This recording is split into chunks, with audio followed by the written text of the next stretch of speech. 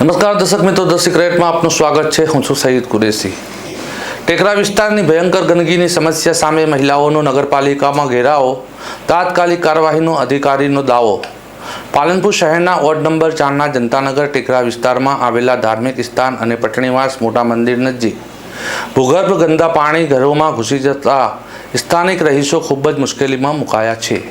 વરસાદ પહેલાં જ આવી સ્થિતિ સર્જાતા સ્થાનિક મહિલાઓએ અગ્રણીઓ સાથે નગરપાલિકાની સામે દળ સાથે ચીમકી લાવી વિસ્તારની બંને સમુદાયની મહિલાઓ મોટી સંખ્યામાં નગરપાલિકા ખાતે પહોંચી તેમની તકલીફ રજૂ કરતા જણાવ્યું હતું કે અનેકવાર રજૂઆત છતાં કોઈ ઠોસ પગલાં લેવામાં આવતા નથી।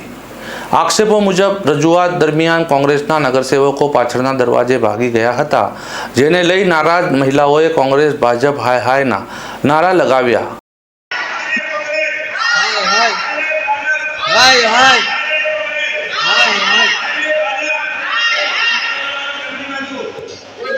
અને સમગ્ર નગરપાલિકા પ્રાંગણમાં પ્રદર્શનની ગુંજી ઉઠ્યું હતું।